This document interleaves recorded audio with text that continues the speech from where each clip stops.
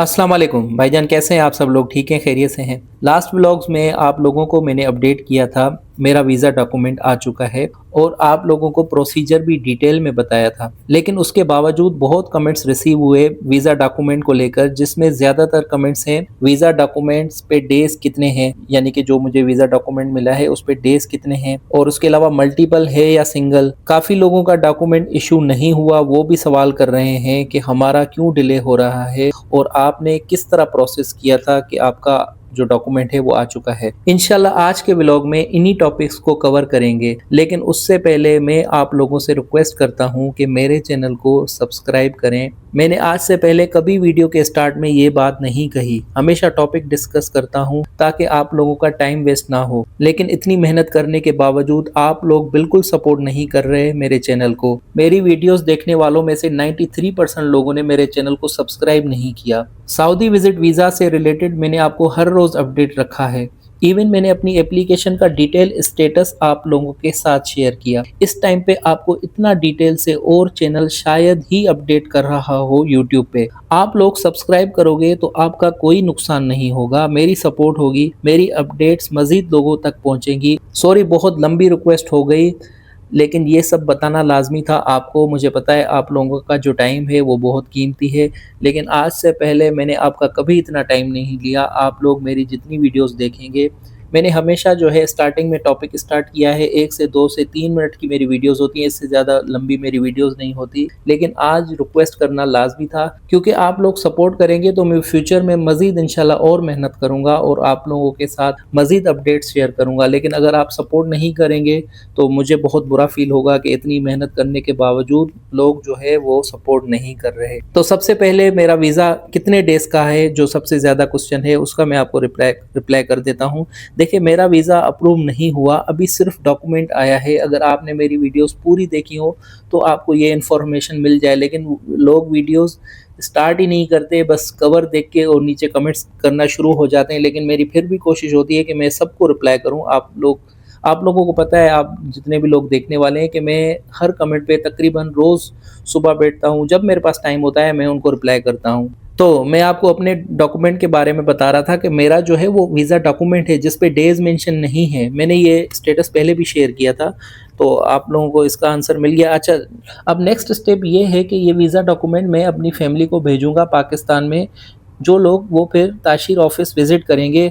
अब जितने भी दिनों का वीज़ा अप्रूव हुआ वो मैं आप लोगों के साथ शेयर करूँगा आने वाले व्लॉग्स में। इंशाल्लाह 1 या 2 दिन में मेरी फैमिली जो है वो ताशीर ऑफिस विज़िट करेगी, तो फर्दर जो भी अपडेट्स होंगी मैं आपके साथ शेयर करूँगा। दूसरा क्वेश्चन जो कि बार-बार लोग करते हैं कि मल्टीपल है या सिंगल, उसका आंसर भी वही सेम है कि मेरा जो है वो अभी सिर्फ वीज़ा डॉक्यूमेंट है जो कि ब्लैंक है, उस पे डेज़ मेंशन नहीं है। तो जो मुझे अप्रूवल मिली एम्बेसी से ताशीर में प्रोसेस करवाने के बाद, वो मैं आप लोगों के साथ इंशाल्लाह ज़रूर शेयर करूँगा। आज से पहले मैंने आपके साथ जो अपडेट्स थी मेरी अपनी एप्लीकेशन की, वो मैं आप लोगों के साथ शेयर कर चुका हूँ, तो फ्यूचर में भी शेयर करूँगा। अगर आप मेरे चैनल को फॉलो करेंगे तो इंशाल्लाह आने वाले दिनों में आपको फर्दर अपडेट्स मिलेंगी।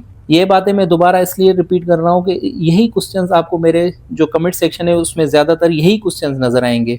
अब लास्ट पॉइंट जो कि सबसे ज़्यादा इम्पोर्टेंट है कि वीज़ा डॉक्यूमेंट में क्यों डिले आ रहा है। अब लोगों का अक्सर सवाल है, इवन मुझे काफ़ी सारी ईमेल्स भी रिसीव हुई जिन्होंने अपने इकामा नंबर और एप्लीकेशन नंबर मुझे सेंड की, तो उनका क्वेश्चन यही है कि हमारा डिले क्यों आ रहा है।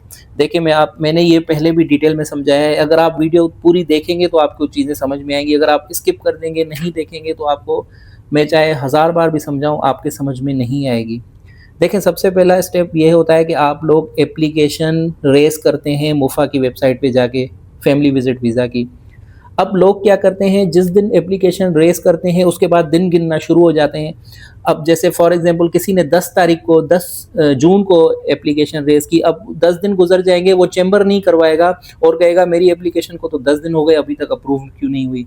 देखें, जब आप एप्लीकेशन रेज़ करते हैं तो वो डॉक्यूमेंट जो है वो आपकी हद तक रहता है, वो उसका कोई लेना-देना नहीं होता मोफ़ा से, ठीक है? वो समझे कि एक ड्राफ्ट है, ठीक है? आपने एक एप्लीकेशन ड्राफ्ट करके रखी हुई है। जब आप उस पे चेंबर करवाएँगे, उसके बाद जो है मोफ़ा हरकत में आएगा और उस एप्लीकेशन को कंसीडर करेगा, ठीक है? फॉर एग्ज़ाम्पल अगर किसी ने 10 जून को एप्लीकेशन रेज़ की और उसने चेंबर करवाया 20 जून को, तो जो शुरू के जो 10 दिन हैं वो आप काउंट नहीं करेंगे, यानी कि 10 से जो 20 जून के दिन हैं उनको आप कंसीडर नहीं करें। अब आप 20 तारीख से उसको कंसीडर करें। अब मैं आपको बताता हूँ कि जब आपने चेंबर करवा लिया, तो आप ऑफ़िशियल वेबसाइट पे आप देख सकते हैं मुफ़ा की कि उनका जो टाइम पीरियड है किसी भी एप्लीकेशन को प्रोसेस करने का, यानी कि वीज़ा एप्लीकेशन को वीज़ा डॉक्यूमेंट में चेंज करने का, वो है 1 से 2 हफ्ते, ठीक है? समझ लें कि आप 14 डेज़ होते हैं, ठीक है? 7 और 7 हो गए 14 दिन। अब उसमें ये है कि वर्किंग डेज़ होते हैं वो, जिसमें से आप समझिए कि 4 दिन तो आप निकाल लें वर्किंग डेज़, कौन से? फ्राइडे और सैटरडे।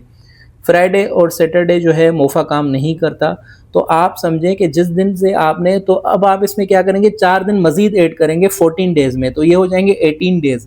अब फॉर एग्ज़ाम्पल किसी ने, इतनी डिटेल में आपको कोई नहीं समझाएगा, सही है? मैं आपको बहुत डिटेल में समझाता हूँ, हो सकता है किसी को मैं यही लगे कि ये वीडियो बहुत लंबी कर रहा है, तो इस तरह नहीं है। आपको मैं समझाना चाह रहा हूँ ताकि आपकी जो कन्फ्यूज़न है वो दूर हो सके। अगर आप वीडियो को सुनेंगे, मेरी बातों को समझेंगे, तो इंशाल्लाह आपकी कन्फ्यूज़न दूर हो जाएगी।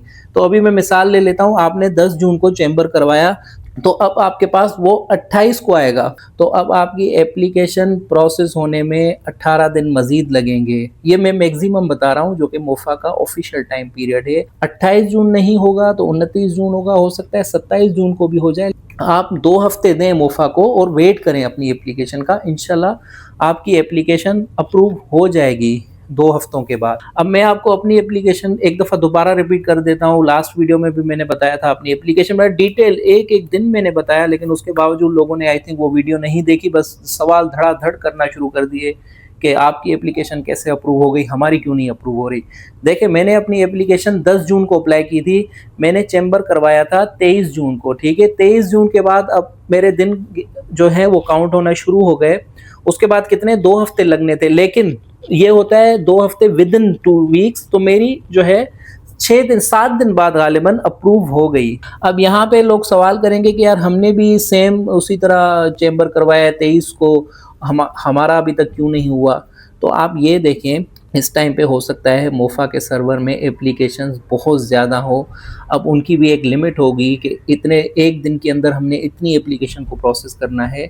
तो इंशाल्लाह जब आपकी बारी आएगी आपकी एप्लीकेशन की, तो मोफ़ा डिले नहीं करेगा। अगर आपकी एप्लीकेशन में कोई प्रॉब्लम होगा तो वो शो हो जाएगा आपकी एप्लीकेशन पे। ये इस तरह हुआ था कि मैंने भी, मेरी एप्लीकेशन, पिछली एप्लीकेशन की मैं बात कर रहा हूँ, लास्ट ईयर जो मैंने अपनी फैमिली के लिए वीज़ा अप्लाई किया था, वो मेरी एप्लीकेशन 1 हफ़्ते तक प्रोसेस नहीं हुई, तो मैं परेशान हो गया। फिर मैंने मोफ़ा को कॉल किया, ठीक है? उनके ऑफ़िशियल नंबर पे मैंने कॉल की, तो वहाँ से जिस नुमाइंदे ने मुझसे बात की, उसने मुझे यही बताया, जो एजेंट वहाँ पे था, कि आपकी एप्लीकेशन में कोई इश्यू नहीं है, सिर्फ़ ये है कि क्यू बहुत लंबी है, यानी कि काफ़ी सारी एप्लीकेशंस हैं, तो जिस तरह जो हमारे पास सिस्टम में आती जाएँगी, हम उनको अप्रूव करते जाएँगे।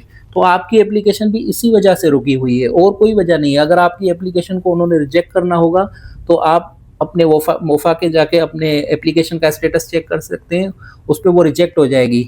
अगर रिजेक्ट नहीं हुई, तो इसका मतलब आपकी एप्लीकेशन बिल्कुल ठीक है, इंशाल्लाह वो जल्द अज़ जल्द प्रोसेस हो जाएगी। तो आपको चीज़ें क्लियर हो गई होंगी। अगर यहाँ तक नहीं देखी होंगी, तो मुझे पता है फिर नीचे वही धड़ाधड़ कमेंट्स आना शुरू हो जाएँगे और मैं उनके रिप्लाई करता रहूँगा। जब मुझे टाइम मिलता है मैं रिप्लाई करता हूँ, कमेंट्स इतने ज़्यादा आ रहे हैं ना अभी, कि मैं रिप्लाई कर के थक जाता हूँ। एक ही सवाल 100 बार पूछेंगे लोग, अच्छा वही सवाल किसी और का कमेंट देख के मेरा रिप्लाई नहीं देखेंगे, फिर अपना वही सवाल दोबारा से करेंगे। कोई बात नहीं, मैं जितना हो सकता है मैं आपको रिप्लाई करता रहूँगा, इंशाल्लाह फ्यूचर में भी। तो उम्मीद है कि आपने मेरा व्लॉग जो है आपको इन्फॉर्मेटिव लगा होगा आज का। अब मैं मिलूँगा आपसे नेक्स्ट इन्फॉर्मेटिव व्लॉग में, जो भी मेरी एप्लीकेशन का आगे की जो भी अपडेट होगी वो मैं आपके साथ शेयर करूँगा। आप दुआ कीजिएगा कि मेरा जो है वो ताशीर में ऑनलाइन जो अपॉइंटमेंट है वो हो जाए, और मेरा जो वीज़ा है वो प्रोसेस हो जाए फैमिली का। तो मैं मिलता हूँ आपसे नेक्स्ट व्लॉग में, तब तक अपना ख्याल रखिएगा, मुझे दुआओं में याद रखिएगा। अल्लाह हाफ़िज़।